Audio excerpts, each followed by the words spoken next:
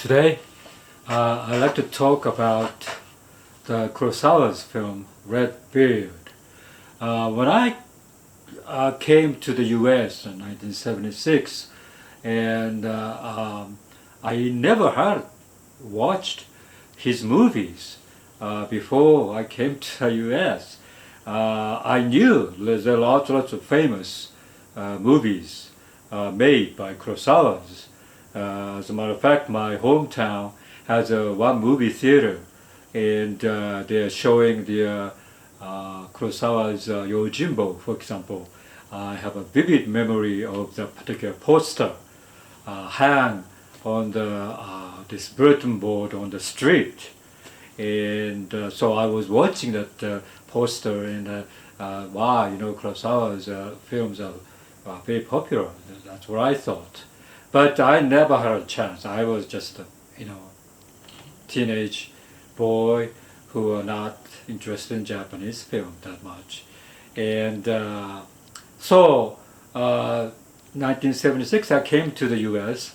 and I got to know him because the student, the American students, talking about this particular movie. Japanese film, Seven Samurai, for example, and I never seen that Seven Samurai at that time, and so they are talking about how great that particular movie is, and they are asking me to go with them or something, but I didn't have much interest. Very strange, but anyway, 1980s.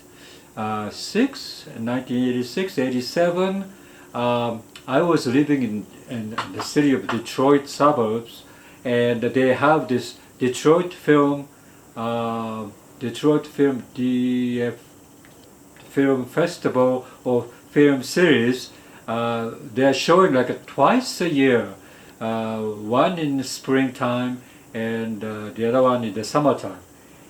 But they showed all those interesting international art films in that film series, and I got to know lots of movies, Japanese films included. But one summer, they have this Kurosawa's, right after, I think the Ran, which is about 1986, right? Yeah. Ran got very popular. And so at that time, they had a retrospective of Kurosawa's film. And so, of course, for the first time, I saw many great films by Kurosawa's, like Yojimbo, Sanjuro, Seven Samurai, High-End Rose, Dodeskanen, and The Red Beard is one of them. I watched it at the time, and I was impressed. I was very struck, but now I watched this particular film, Red Beard, in the YouTube because it was available. Now, oh, wow, I haven't seen that for a while. Now I have to see it, and of course, I remembered only like a 5% of it, and I didn't pay attention that much at the time about the whole storyline, and but this time I watched very intently and paid attention to all the miscellaneous stories told in the film. And this film is by Shugoro Yamamoto. The story is written by Shugoro Yamamoto, who is a famous Japanese period stories writers, and depicting all the samurai era's stories. But the story was very interesting, beautiful stories, and it reminds me of the Victor Hugo's Les Miserables, because there's lots of snippets of people's life, which is very sad story, very struggling story, and survival, and human relationship struggle, bad people and good people, and mostly those people who are poor and who are struggling to live. And but this one is very very like that. But just because this film by Shugo Yamamoto, it's all Japanese setting. The story is no resemblance of storyline of Les Mis, but it kind of reminds me of like a Epone and Gavroche, for example. Very similar kind of a situation appears there in this film, and Epone and Cosette type of story also appeared there, and the Kurosawa's filmmaking is completely besides this particular story, great story of Shigeru Yamamoto. His filmmaking is very eye-opening, very artistically refined and well composed filmmaking, I would say, and it's very slow. This is a long film. I think more than 2 hours, maybe 3 hours film, probably something like that. And there's a one intermission there, like a 10 minutes intermission or something. They don't show you anything, black screen, and it says intermission. That means people go to the bathroom when you attended a theater showing in 1960s. And this film is probably made about 1960, 65 or something like that. And of course, Toshiro Mifune was this physician, doctor of the town clinic, which is catered for or famous for more humanitarian task, taking care of all the poor people, and more approach is more humanitarian approach toward healing the patients. And so there's a lot of story snippets in this film, and each snippet is very very eye-catching and captivating stories.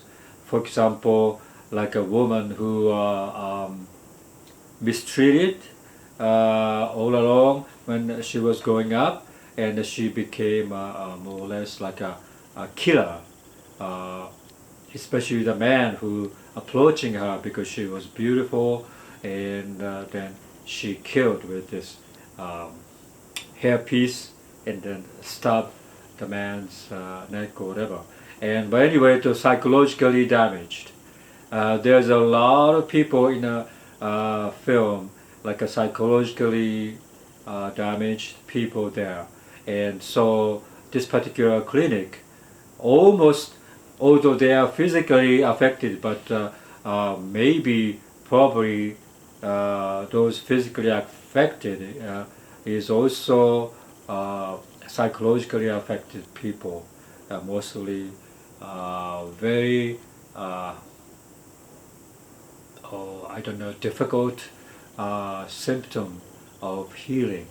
And but Redbeard Doctor Mifune treat them very very nicely there. And one day, this young doctor, played by Yuzo Kayama has been very very popular actors when I was growing up, and he was lots of young people's oriented musical type of movies, and full hearty romance film. Very very popular actor at the time. But in this film, he played this young doctor who kind of a cocky maybe, and maybe because he's young, although he is smart, he is kind of looked down upon the Akahige's, which is a Redbeard clinic, because they only, he can see only like a very poor, I would say, treatment of the money wise. They're not making much money because the Redbeard is spending money for helping those poor people. And so he was very critical in the beginning, but gradually he changes to somebody to become another Redbeard character at the end, which is very nice. The story slowly develop, but they spend this luxurious time, the space of the conversation, and the psychologically things going on among the actors, and they show without saying much. And so I thought that was a great way of making a film, and I am impressed with his filmmaking.